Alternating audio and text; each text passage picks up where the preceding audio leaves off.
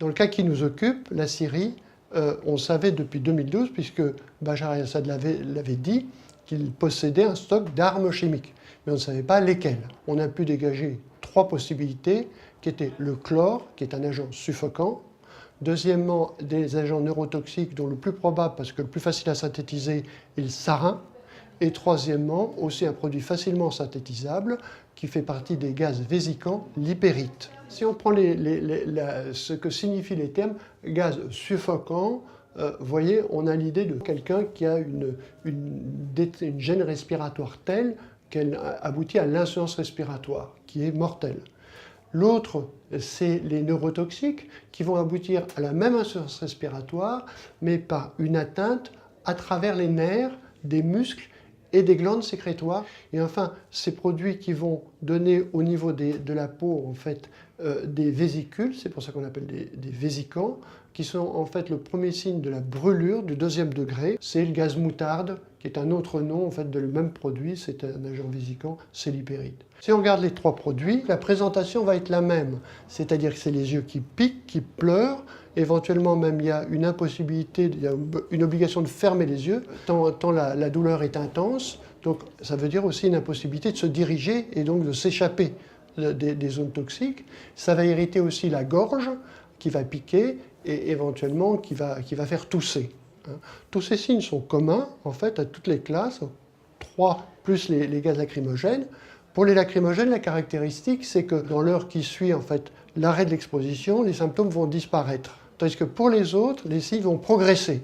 Et c'est là où on va faire les diagnostics. Alors si on est face à un sujet conscient qui va présenter des difficultés respiratoires croissantes, il va avoir une gêne respiratoire, voire même une voix qui va s'enrouer, ça signe des atteintes graves de la muqueuse des voies aériennes et c'est très évocateur du chlore. Pour un sujet qui est exposé à des produits neurotoxiques comme le sarin, va apparaître rapidement un trouble de conscience ou de l'équilibre. Les gens comme ça sont conscients mais n'arrivent plus en fait à marcher. Ils vont présenter des fasciculations au niveau des membres qu'on va voir vraiment sans problème, c'est très visuel.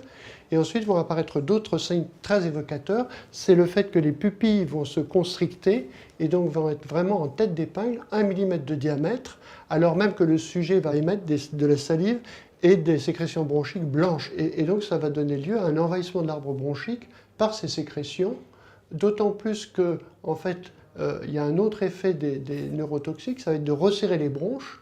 Donc ces bronches vont être resserrées, donc elles vont avoir du mal à expulser le liquide, et qu'enfin il va y avoir une paralysie respiratoire.